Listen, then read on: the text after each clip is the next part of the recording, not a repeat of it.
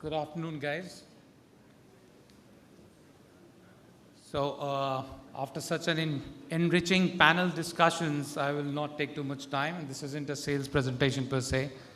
This is just about some ideas to share around, how do you go about differentiating your D2C brand.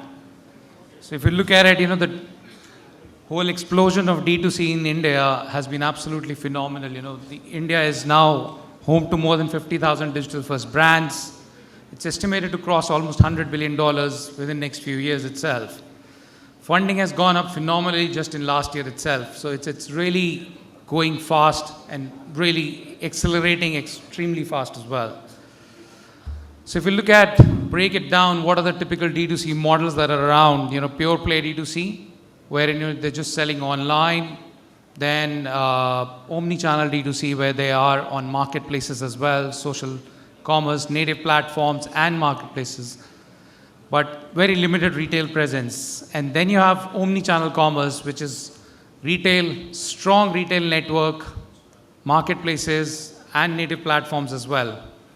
And we've got some examples around there as well, MyKa, MyGlamm. We've all seen their success stories evolving over the last few years, which has really shown the path. They've been the torchbearer of the whole direction and the models. Now, if you look at it, what are the main digital pains that any of these brands go through typically? The biggest challenge we've been talking about since morning is capturing customer journey across different channels is a huge challenge. For example, your customers coming from marketplaces, you pretty much have zero visibility as of today. Then also, on the website as well, how detailed or what level you are capturing all of that information, and what exactly are you doing with it? Then product availability across all channels, accuracy of that information is extremely important. Catalog management, you're selling on 10 different marketplaces. Now mapping your data across to 10 different marketplaces, launching products on all of those marketplaces and your website, it's a nightmare. It's just unbelievable nightmare, too much of manual effort, a lot of error-prone activities in there as well. Then pricing and promotion, channel specific or making it consistent across all the channels is a very important element, without which your brand messaging eventually gets hit quite drastically. If your customer is not getting a similar product messaging or promotions or pricing across channels, they're not very happy, dissatisfied. Building customer loyalty and retention. I think since morning we've been primarily talking about customer loyalty, retention, all of that. And then of course, all your data spread across so many systems, it's a nightmare to bring it all together. You probably need a genius, a scientist to bring it all together. Of course, there are lots of tools, but that's where we are. We've got tons of tools, but difficult to bring it all together still. What are the strategies that that we've seen working for a lot of these digital brands that we've learned from these? Basically is focus on the core product, like Mr. Radha mentioned in the last session. As long as you're delivering on your promise, as long as you're delivering on your product as you commit, your North Star, that is the most important element. In the initial stages, outsource your supply chain. It's actually cheaper to outsource it to 3PL providers rather than trying to build everything on your own. Then same technology, outsource it, find the right people, find the right partners. I know it's not very easy. It's very difficult to find the right partners.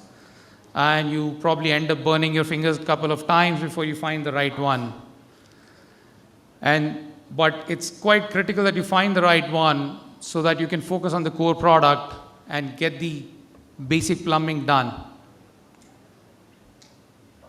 How do you go about building your digital differentiator?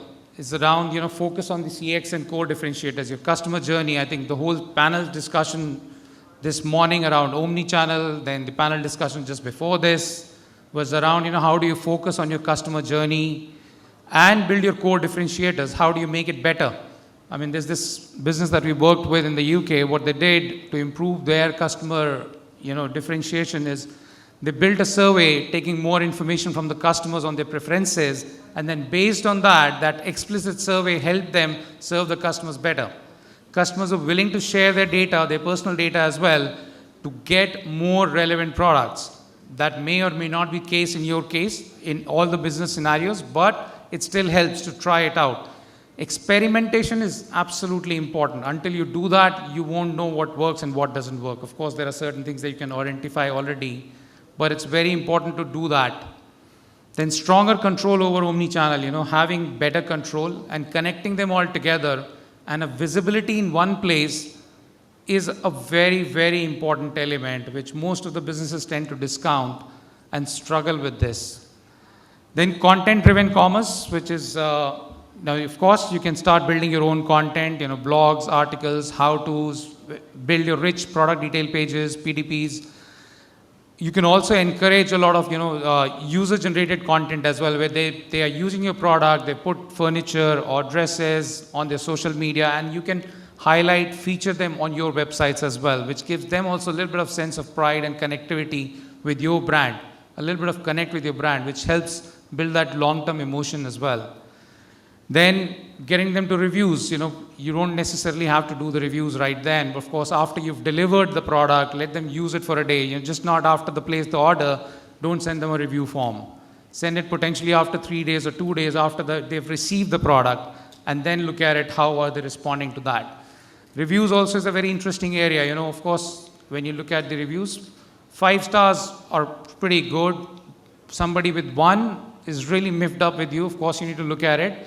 But the most important ones are the 2 or 3 who are potentially good customers but have had 1 or 2 unpleasant experiences. So those are the quick wins you should pick up and action them in the right way. It's very important to set up that kind of a process in place. Shop the look. That applies pretty much to a lot of businesses, especially in the fashion, furniture, a lot of other elements as well. Then building the customer loyalty side of it, which is multi-tier membership plans. Not necessarily loyalty program like we just saw.